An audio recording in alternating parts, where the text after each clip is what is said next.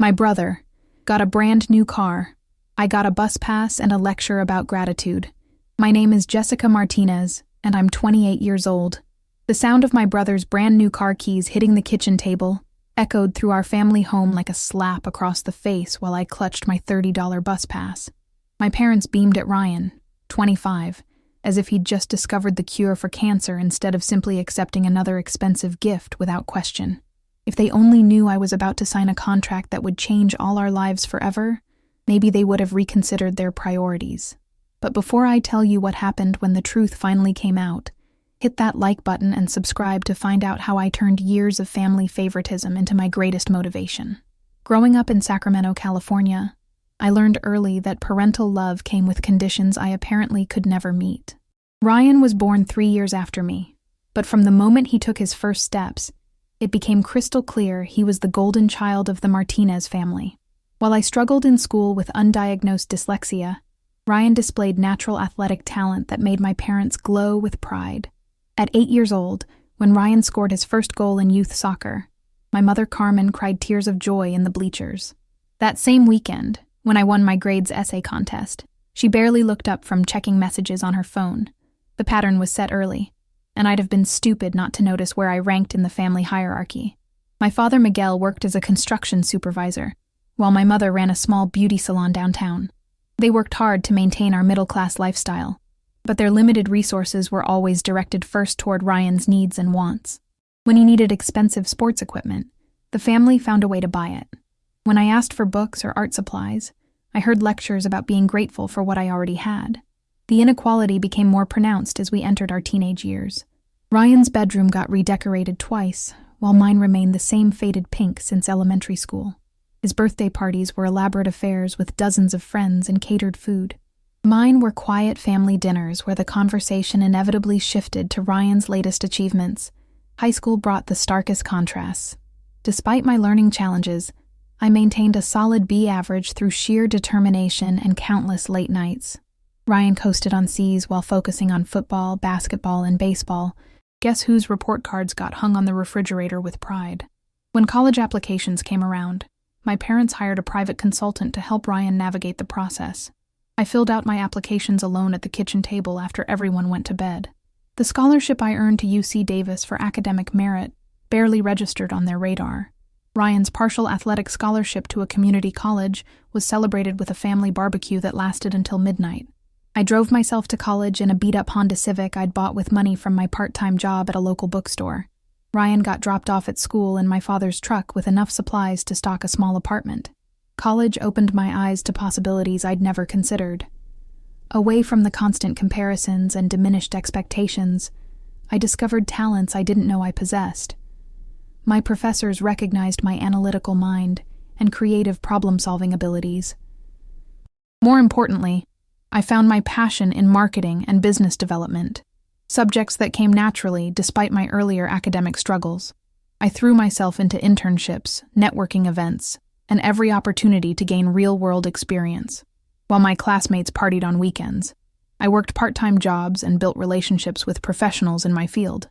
The work ethic born from years of having to prove myself finally had a productive outlet. Meanwhile, Ryan struggled through community college, changing majors 3 times before eventually dropping out junior year. My parents consoled him with understanding and financial support, while he figured things out. When I called to share my acceptance into a prestigious graduate program with a full fellowship, the conversation lasted less than 5 minutes before shifting to Ryan's latest job interview. Graduate school at Northwestern intensified both my academic focus and my growing resentment toward my family's treatment. The fellowship covered tuition and provided a modest living stipend, but textbooks, conference fees, and professional development came out of my own pocket. I worked nights as a research assistant and weekends as a freelance marketing consultant for small businesses. During this period, Ryan moved back home after his brief stint as a personal trainer didn't work out. My parents welcomed him with open arms, renovated the basement into a comfortable apartment, and continued covering his expenses while he explored his options. The contrast between our situations couldn't have been starker, yet somehow I was still expected to be grateful for their equal love and support. The breaking point came during my final semester of graduate school. I'd been working on my master's thesis while simultaneously developing a marketing strategy for a tech startup. The project had consumed months of research and late nights, but I knew I was onto something revolutionary. The startup's founders were impressed enough to offer me equity in exchange for my continued involvement. That same week, Ryan announced he was starting a landscaping business with a friend. Within 24 hours, my parents had co-signed a $15,000 business loan and gifted him a used pickup truck to get started. When I mentioned my startup opportunity during Sunday dinner, my father suggested I focus on finding a stable corporate job instead of chasing pipe dreams. The dismissal stung more than usual because I'd finally found something that excited me beyond measure. The tech startup specialized in AI-driven customer experience optimization for retail businesses. My marketing strategy had identified untapped market segments worth millions in potential revenue. But explaining complex technology to parents who still struggled with smartphones proved impossible. I made a decision that night that would define the next phase of my life. Instead of seeking their approval or support, I would pursue my vision independently. If my family couldn't recognize my potential, I'd prove it through results they couldn't ignore. The startup founders offered me a position as head of marketing with significant equity stakes based on my thesis work. The contract signing took place in a downtown Chicago high-rise office that overlooked Lake Michigan. As I put pen to paper, committing to a role that would reshape the retail industry, I thought about my family back in Sacramento. They had no idea their disappointment of a daughter was about to become a major player in a revolutionary technology company. The secrecy felt necessary rather than vindictive. Years of having my achievements minimized had taught me to protect my ambitions from premature judgment. If my family couldn't support my dreams when they were small, they didn't deserve to witness them until they became undeniable reality. My new role required relocating to Chicago, a move I framed to my parents as accepting a basic marketing position with decent benefits. They offered lukewarm congratulations while expressing concern about my ability to handle big city living. Ryan, meanwhile, had received a celebration dinner complete with homemade tres leches cake when his landscaping business landed its first client. The startup, called Retail Mind, operated from a sleek office space in River North. Our team of 12 included some of the brightest minds in artificial intelligence, data analytics, and customer psychology. My role involved translating complex technical capabilities into market strategies that clients could understand and implement. Within 6 months, our client base grew from 3 beta testers to over 50 retail chains across the Midwest. The AI system I'd helped develop could predict customer behavior with 93% accuracy, enabling stores to optimize everything from inventory placement to staffing schedules. Revenue projections that seemed wildly optimistic during my thesis defense were being exceeded quarterly. My equity stake, initially worth little more than paper, began gaining substantial value as we attracted serious investors. Venture capital firms that typically ignored startups our size were requesting meetings based on our proven results and growth trajectory. The technology we'd created wasn't just innovative. It was reshaping how major retailers understood their customers. Meanwhile, my family remained blissfully unaware of my professional transformation. During our weekly phone calls, I shared carefully edited updates about my marketing job while listening to detailed reports about Ryan's landscaping progress.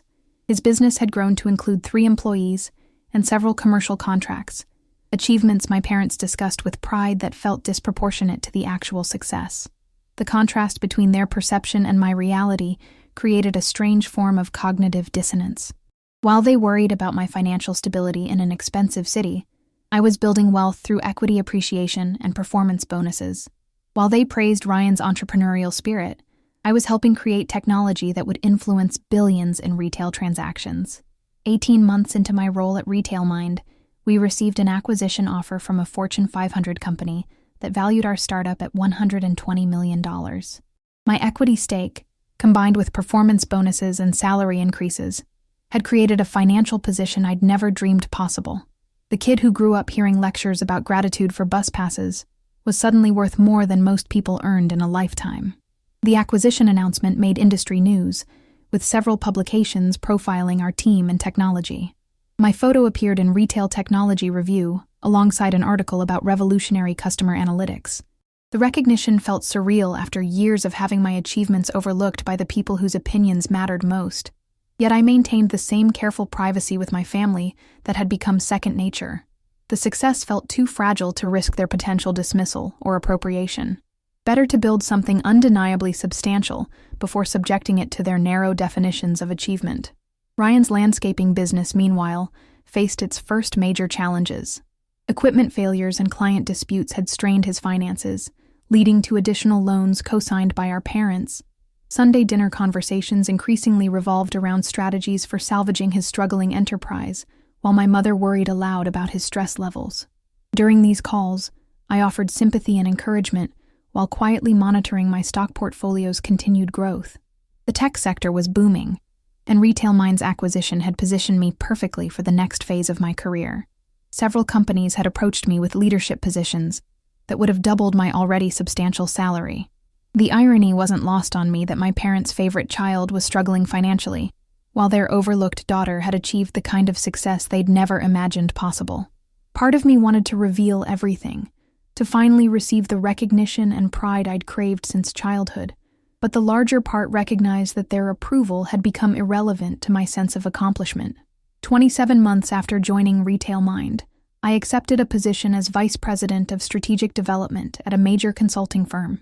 The role involved advising Fortune 500 companies on implementing AI-driven customer experience systems.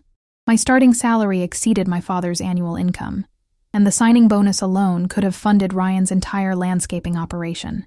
The new position required even more discretion about my professional life. Consulting with household name brands meant maintaining confidentiality that extended beyond my family to most personal relationships. I became comfortable with the dual existence. Successful executive by day, modestly employed daughter by weekend phone calls. My Chicago lifestyle reflected my newfound financial freedom, though I maintained modesty when describing it to family. The downtown condo with lake views became a small apartment in a decent neighborhood. The BMW I'd purchased outright became reliable transportation. The designer wardrobe required by client meetings became clothes from department store sales. Each carefully edited detail protected my success from potential family dynamics I'd learned to expect.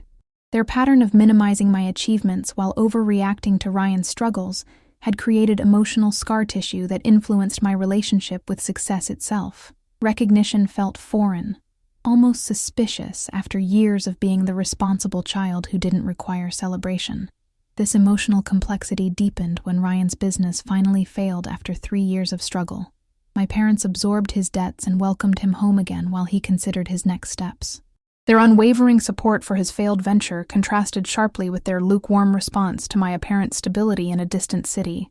During the family crisis surrounding Ryan's business failure, I seriously considered revealing my financial position and offering assistance. The numbers involved were insignificant compared to my current net worth, but something held me back. Perhaps the knowledge that my help would be appreciated without my success being truly understood or respected. Instead, I sent a modest contribution framed as sisterly support from my marketing job savings. The gesture satisfied my conscience without opening conversations I wasn't ready to navigate. My success remained my secret, protected behind careful boundaries that had become automatic after years of practice. The consulting firm promoted me to senior vice president within 18 months, an advancement that came with equity shares and profit-sharing arrangements. My compensation package now included benefits and bonuses that exceeded most executives' total salaries. The responsibility was immense, but so was the satisfaction of leading teams that influenced billion-dollar business decisions. Professional recognition arrived through industry awards and speaking engagements at major conferences. My expertise in retail AI implementation made me a sought-after consultant for companies struggling with digital transformation. The speaking fees alone from weekend conferences often exceeded my father's monthly income. Yet my family remained completely unaware of this parallel existence. To them, I was still Jessica, who'd managed to find decent work in Chicago, despite her learning disabilities and lack of practical skills. Their perception had crystallized years earlier and seemed immune to revision regardless of any evidence to the contrary. The emotional toll of maintaining this separation grew heavier as my professional prominence increased. Industry publications featured my insights on the future of retail technology. LinkedIn had verified my profile with over 10,000 followers, seeking my perspectives on customer analytics. The disconnect between my public recognition and family perception became almost absurd.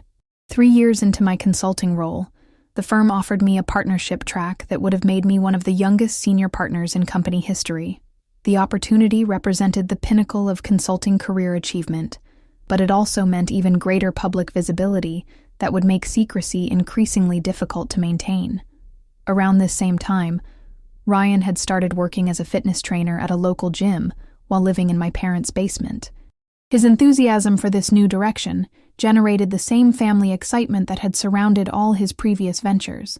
Sunday dinners featured detailed discussions of his certification progress and client development strategies. The contrast between our situations had reached almost comical proportions. While my parents celebrated Ryan's entry-level position at a fitness center, I was being courted for partnership at one of the most prestigious consulting firms in the country. The absurdity might have been funny if it weren't so emotionally exhausting. My 30th birthday approached with milestone significance that felt complicated by years of compartmentalized success. Professional colleagues expected celebration befitting my achievements and financial position. My family anticipated modest acknowledgement of another year in my decent but unremarkable marketing career. I chose to celebrate privately with close friends in Chicago who knew my real story. The intimate dinner at a Michelin-starred restaurant felt more authentic than any family gathering where I'd have to diminish my accomplishments to match their expectations. The evening symbolized the life I'd built independently of their approval or understanding. The birthday phone call from my parents lasted 12 minutes and included updates about Ryan's progress toward personal training certification, questions about my apartment heating costs, and concerns about my lack of romantic prospects in an expensive city. My actual life achievements, relationships, and financial security never entered the conversation. That call crystallized something that had been building for years. The family relationships I'd been protecting through secrecy had become hollow performances based on outdated assumptions. They weren't loving the real me. They were loving a diminished version that existed only in their limited perception. The decision to continue hiding my success was no longer about protecting my achievements from their dismissal. It had become about protecting myself from their inability to see beyond the narrative they'd constructed about my limitations and Ryan's potential. This realization coincided with my consulting firm finalizing the partnership offer. Accepting would mean taking my career to heights that would make secrecy nearly impossible. Major business publications would feature my perspectives. Conference keynote speeches would establish me as a thought leader. The professional visibility would eventually reach Sacramento regardless of my discretion efforts. The choice became clear: continue living a diminished version of myself for their comfort, or embrace the full reality of what I'd accomplished and let them adjust their perceptions accordingly. The decision scared me more than any business presentation or client negotiation I'd ever faced. Christmas plans forced the issue to a head.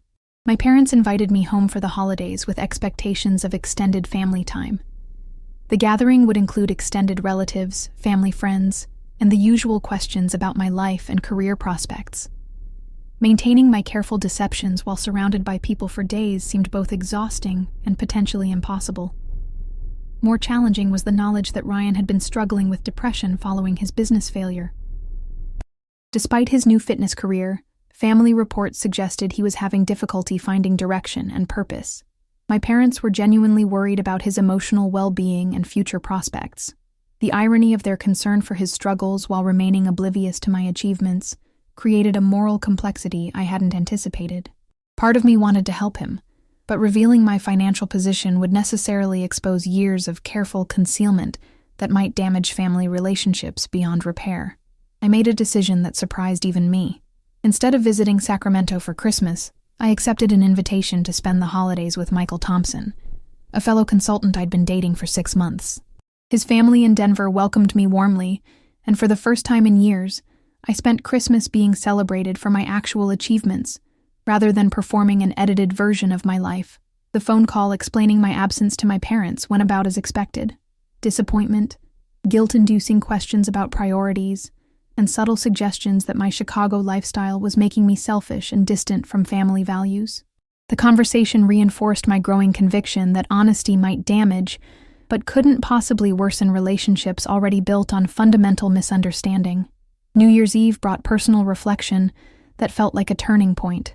Michael and I discussed future plans with the honesty I'd forgotten was possible in intimate relationships.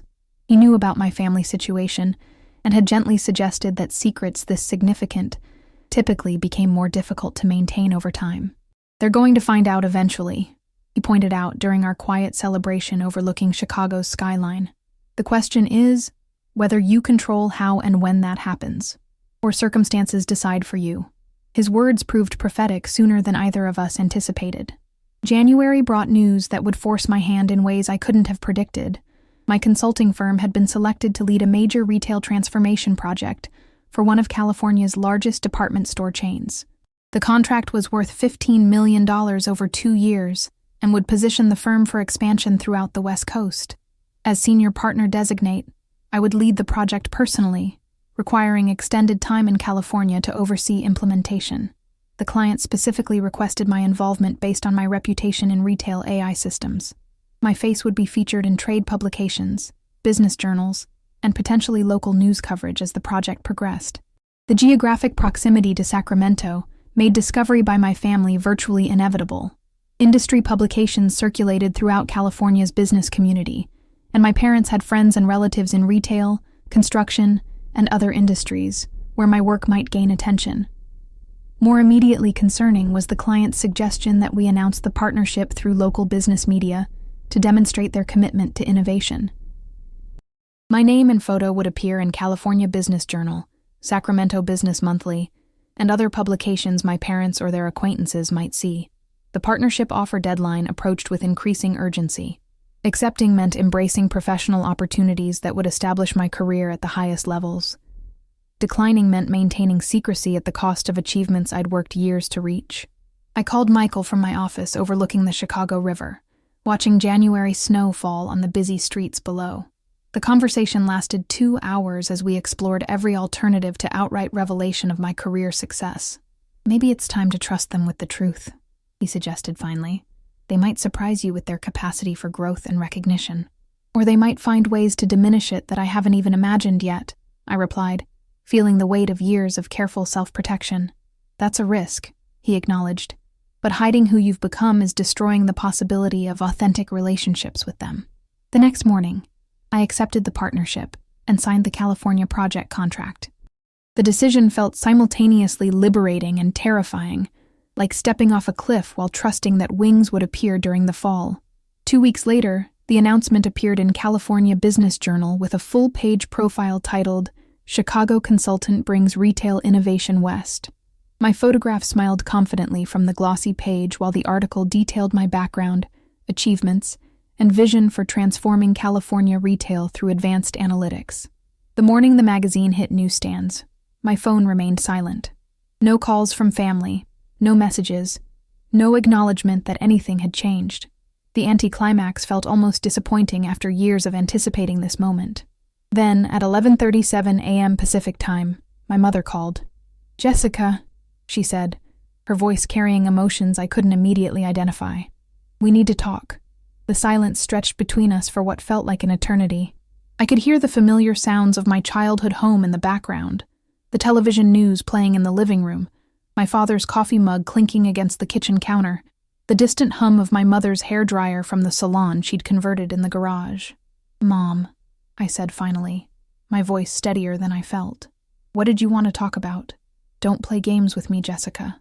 Her tone carried a mixture of hurt and anger I'd never heard before. "Carmen Gonzalez from the salon brought in California Business Journal this morning. There's a full-page article about my daughter, the one who supposedly works a basic marketing job in Chicago." I closed my eyes, feeling the weight of years of deception settling on my shoulders. Through my office window, Chicago's skyline stretched endlessly, a physical reminder of how far I'd traveled from the girl who once begged for art supplies and got lectures about gratitude instead. "The article says you're a senior partner at Morrison Strategic Consulting," she continued, reading directly from the magazine. "It mentions your work with Fortune 500 companies and your expertise in artificial intelligence retail systems. It says you're leading a $15 million project." "Yes," I said simply, not trusting myself to say more. "Yes?" Her voice cracked. "That's all you have to say? Yes? Jessica, this article talks about you like you're some kind of business celebrity. It mentions awards, conference speeches, and industry recognition. How long have you been lying to us?" The word lying hit harder than expected. Technically, I hadn't lied. I'd simply omitted the vast majority of my reality. But sitting in my corner office with Lake Michigan stretching to the horizon, the distinction felt meaningless. I haven't been lying, Mom. I've been protecting myself. Protecting yourself from what? From your family who loves you. The question revealed so much about her fundamental misunderstanding of our relationship that I almost laughed. Instead, I felt tears forming for the first time in months. From being dismissed again. From having my achievements minimized. From watching you celebrate Ryan's entry-level fitness job while ignoring that I've built something extraordinary. We never ignored your achievements. Mom, stop. My voice carried an authority I'd never used with her before. Just stop. When I graduated summa cum laude from UC Davis, you spent the celebration dinner talking about Ryan's community college baseball statistics. When I got into Northwestern with a full fellowship, you worried aloud about whether I could handle graduate school. When I won academic awards, you barely looked up from your phone. The silence that followed felt different, less defensive, more thoughtful. Meanwhile, I continued, finding strength in finally speaking truth. When Ryan started his landscaping business, you threw him a party. When it failed and cost you $15,000, you consoled him and welcomed him home. When he got a job at a gym, you acted like he'd been appointed CEO of Nike. Ryan has struggled more than you, she said quietly. He needed more support. Did he struggle more, or did you just pay more attention to his struggles? The question hung between us like a challenge. I struggled too, Mom. I struggled with learning disabilities you never bothered to address. I struggled financially through college and graduate school. I struggled to build a career in a competitive field where being underestimated could have destroyed my opportunities. We didn't know. You didn't know because you didn't ask. You made assumptions about my capabilities and never revised them despite evidence to the contrary. My mother's breathing had changed, becoming shallow and uneven. When she spoke again, her voice was barely above a whisper. How much money do you make, Jessica? The question I'd been dreading for years finally arrived with startling directness. My base salary this year is $460,000, I said. With bonuses and profit sharing, my total compensation was just over $700,000. My equity stake in the firm is worth approximately $2.3 million. The sharp intake of breath on the other end of the line was audible. Jesus Christ, she whispered. And that doesn't include my portfolio from the startup acquisition or my real estate investments, I added, unsure why I felt compelled to provide complete disclosure after years of secrecy. You're a millionaire? Several times over, yes. Another long silence. When she spoke again, her voice carried a tremor I'd never heard before. Your father needs to hear this. Can you call back in an hour? I need to sit down. I need to think. After she hung up, I sat motionless in my office chair, staring at the phone as if it might provide answers to questions I didn't know how to ask. The conversation I'd imagined hundreds of times had finally happened, and it felt nothing like I'd expected. There was no satisfaction in her shock, no vindication in her obvious distress. Instead, I felt exhausted and strangely empty, as if years of carefully maintained energy had suddenly dissipated. Michael called 20 minutes later, his voice warm with concern. How did it go? She found out from a magazine. Someone at her salon saw the article. I summarized the conversation while watching office workers move like ants on the street 40 floors below. How do you feel? Numb, relieved, terrified, all at the same time. That's probably normal, he said gently. You've been carrying this secret for years. It's going to take time to process what sharing it means. I have to call back in an hour. She wants my father on the line. Do you want me to come over after work? We could order dinner and talk through whatever happens. His offer of simple companionship reminded me why our relationship worked when family connections felt so complicated. He saw my success as natural rather than surprising, my achievements as evidence of character rather than accidents requiring explanation. Yes, I said. I'd like that. The hour passed with glacial slowness. I attempted to review client presentations, but found myself reading the same paragraph repeatedly without comprehension. Finally, at exactly 1 hour from her original call, I dialed my parents' number. My father answered on the second ring. Jessica. His voice carried formal weight, as if he were addressing a business associate rather than his daughter. Your mother and I have been discussing your situation. Hello, Dad. Is it true what the magazine says? About your job and the money? Yes, it's true. A pause. Then, why didn't you tell us? The question deserved honesty, even if the answer might hurt them. Because I learned early that my achievements didn't generate the same excitement as Ryan's. Because I got tired of being the responsible one who didn't need celebration. Because hiding my success felt safer than risking your indifference to it. We were never indifferent to your success, my father said, but his tone lacked conviction. Dad, when I called to tell you about getting promoted to vice president, the conversation lasted 3 minutes before you changed the subject to Ryan's personal training certification. When I mentioned speaking at conferences, you asked if I was networking enough to find a boyfriend. My mother's voice joined the call, suggesting they'd switch to speakerphone. We were worried about you being alone in a big city, she said defensively. I was never alone. I had colleagues, friends, and eventually Michael. But you never asked about my social life beyond whether I was dating. You never asked about my work beyond whether it paid enough. You created a narrow space for me in your consciousness and refused to let me grow beyond it. That's not fair, my father began. Isn't it? I interrupted. When was the last time you asked me a detailed question about my career? When was the last time you showed genuine curiosity about my expertise or achievements? You ask Ryan about every aspect of his work, his goals, his challenges. You treat his opinions like insights and his struggles like tragedies. What do you know about my professional life beyond the sanitized updates I've been sharing? The silence suggested they were finally understanding the depth of the divide between us. Tell us now, my mother said quietly. Tell us everything. For the next 45 minutes, I shared details I'd been concealing for years. The startup success, the consulting firm partnership track, the industry recognition, the financial security that exceeded their highest expectations for either of their children. I described projects worth millions of dollars, clients whose names they'd recognize, and innovations that were reshaping entire industries. As I spoke, I realized I was finally having the conversation I'd craved since childhood, talking about my work with passion and receiving their complete attention. The tragedy was that it required a magazine article to make it possible. I don't understand, my father said when I finished. Why keep this from us? We're your parents. We want to be proud of you. Do you? I asked. Because for 28 years, I felt like the backup child. The one who was fine, stable, responsible, but never quite worth celebrating.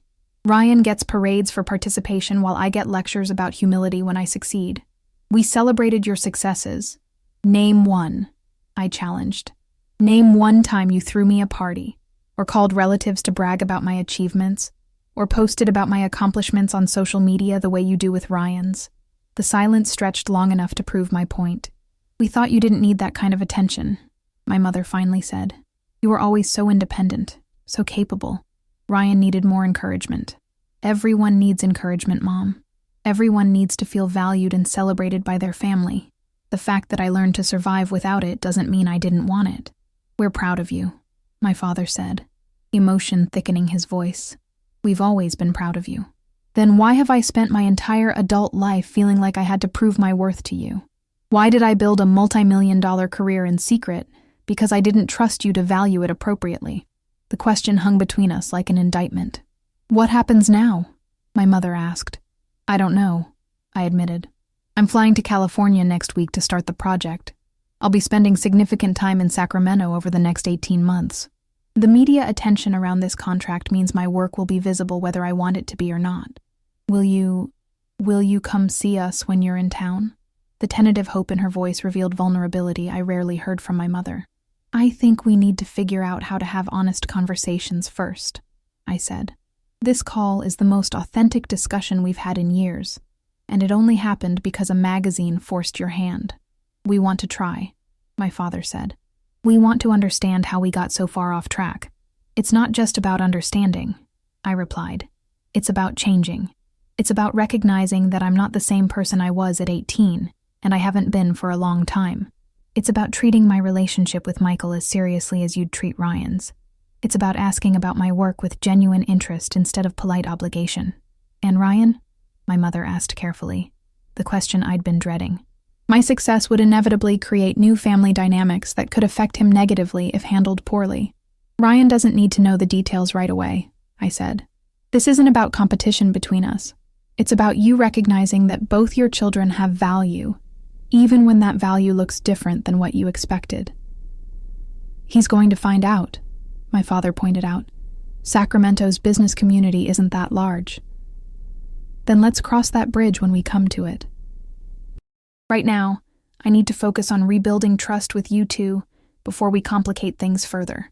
The conversation ended with tentative plans to meet when I arrived in California. No promises, no grand gestures, just a commitment to try approaching our relationship differently. That evening, Michael arrived with Thai food and patient ears. We talked until nearly midnight, processing the emotional complexity of finally sharing truths I'd protected for so long. "How do you feel?" he asked as we cleaned up dinner dishes. "Lighter," I said, surprising myself with the admission. "Scared, but lighter. Like I don't have to carry the weight of pretending anymore. What's the worst-case scenario now?" I considered the question while loading plates into the dishwasher. That nothing really changes. That they pay lip service to understanding, but continue treating me like the backup child. That Ryan takes the news badly and it creates new family drama. That I end up even more isolated despite the honesty. And the best case? That we figure out how to have genuine relationships based on who we actually are, rather than who they thought we should be. That Ryan and I find common ground as adults instead of competing for parental approval. That I stop feeling like I have to diminish myself to make them comfortable. Michael wrapped his arms around me from behind as I finished with the dishes. "Either way," he said, "you don't have to manage this alone anymore." His words carried a comfort I hadn't realized I needed. The following weeks brought strange adjustments as I prepared for the California project. For the first time in years, I could share professional excitement with my parents during our weekly calls. The conversations remained somewhat stilted, but they asked detailed questions about the project timeline and client expectations. More surprisingly, they began asking about Michael with interest that seemed genuine rather than obligatory. When I mentioned he might visit California during my extended stay there, my mother offered to cook dinner for all of us, an invitation that would have been unimaginable months earlier. Ryan remained unaware of the larger revelations, though my parents mentioned I'd gotten a promotion that required significant travel to California. His response was characteristically self-focused, wondering if I could help him network with fitness professionals in different markets. The irony of his request wasn't lost on me, but it also suggested possibilities for future connection based on mutual support, rather than sibling rivalry. 3 weeks before my departure for California, my mother called with an unexpected proposal. "Your father and I have been talking," she began, her voice carrying nervous energy. "We want to throw you a celebration dinner before you start this new project. A real celebration, with extended family and friends. We want to make up for lost time." The offer touched something deep and painful that I'd buried years earlier. The little girl who'd watched Ryan's achievements generate excitement while hers passed unnoticed. "Mom," I said carefully, "I appreciate the thought, but I'm not sure a party fixes everything that's happened between us." "I know it doesn't fix everything," she replied quickly, "but it's a start. It's us acknowledging publicly that we're proud of what you've accomplished. It's us admitting we got things wrong and want to do better." The vulnerability in her voice made rejection impossible. "Okay," I said, "but keep it small. Close family and a few friends. I don't need a parade." "Of course. Whatever you want." The dinner took place at my parents' house on a warm Saturday evening in February. Extended family members who'd heard whispers about my career success attended with curiosity and newfound respect. Uncle Roberto, who'd spent years asking when I'd find a real job, now listened intently as I described retail innovation strategies. Cousin Maria, who'd always treated me as the academic oddball, asked thoughtful questions about artificial intelligence applications in customer service. The shift in their attitudes felt simultaneously validating and sad, proof that respect had always been available, but only for achievements they could recognize as valuable. Ryan attended with his girlfriend Sophia, a personal trainer he'd met at the gym. His reaction to learning about my career success had been surprisingly positive, focused more on pride than competition. He'd apparently told Sophia I was some kind of business genius, and spent much of the evening asking about opportunities to apply technology in fitness and wellness. The conversation revealed aspects of his personality I'd never recognized, genuine curiosity about innovation and entrepreneurship that our parents had never encouraged in the same way they'd supported his athletic pursuits. "I always knew you were smart," he said during a quiet moment on the back patio. "I just didn't realize you were building something this big. I didn't know how to talk about it," I admitted, It felt easier to keep work and family separate. "That's kind of sad," he observed. "All these years we could have been sharing ideas and supporting each other, instead of competing for attention." His insight surprised me with its emotional maturity. "It's not too late," I said. "If you're really interested in the business side of fitness, I know people in health tech who might have interesting perspectives." "I'd like that," he said, smiling. "Maybe we can figure out how to be actual siblings instead of rivals." The evening ended with my father giving an impromptu speech that brought tears to my mother's eyes. "We missed a lot of opportunities to celebrate Jessica properly," he said, raising his beer bottle toward me. "We thought being strong meant she didn't need recognition the way Ryan did. We were wrong about that, and we're sorry. But we're not wrong about being proud of the woman she's become." The applause that followed felt different than any recognition I'd received in professional settings. This was acknowledgement from people who'd known me before I became successful, who were finally seeing me clearly after years of misperception. Flying to California the following week, I reflected on how dramatically my life had changed in just 1 month. The conversation I'd feared for years had been difficult, but ultimately liberating. My family relationships weren't perfect, but they were finally authentic. The California project launched with the kind of media attention that made further secrecy impossible. Local business journals featured my photo alongside headlines about retail innovation coming to Sacramento. The visibility felt strange after years of careful privacy, but also empowering in ways I hadn't anticipated. During my first week in Sacramento, I had dinner with my parents at their favorite Mexican restaurant. For the first time in memory, the conversation focused primarily on my work, my relationship with Michael, and my perspectives on industry trends, rather than carefully edited updates designed to match their limited expectations. "I keep thinking about all the conversations we could have had," my mother said over dessert. "All the things you must have wanted to share that we weren't ready to hear." "The past is the past," I replied. "What matters is whether we can do better going forward." "We want to," my father said firmly. "We want to know our daughter as she really is, not as we thought she should be." 6 months into the California project, those words had proven prophetic. My parents attended one of my conference presentations, listening with obvious pride as I discussed retail analytics with an audience of industry executives. They'd learned enough about my work to ask informed questions and offer genuine encouragement. Ryan had started developing a business plan for a tech-enabled fitness concept, incorporating some of the customer analytics principles I'd shared with him. Our relationship had evolved from sibling rivalry to collaborative brainstorming sessions that surprised both of us with their productivity. Most importantly, I'd stopped editing myself for their comfort. The exhausting performance of being less successful, less ambitious, less accomplished had ended permanently. The little girl who'd gotten a bus pass while her brother received a car had grown into a woman who could buy any vehicle she wanted. But more valuable than financial success was the knowledge that her family finally saw her worth, not as the backup child or the responsible one who didn't need attention, but as someone deserving of celebration, support, and genuine interest. The journey from hiding my achievements to sharing them authentically had been more difficult than building the career itself. But sitting in my favorite Sacramento coffee shop, planning the next phase of a project that was transforming California retail while texting with Michael about weekend plans, and fielding supportive messages from parents who now understood what I'd accomplished, I knew the struggle had been worth it. Sometimes the greatest success isn't measured in dollars or recognition, but in the courage to demand that the people who claim to love you actually see who you've become. What about you? Have you ever felt invisible in your own family? Have you achieved things that went unrecognized by the people whose opinions mattered most?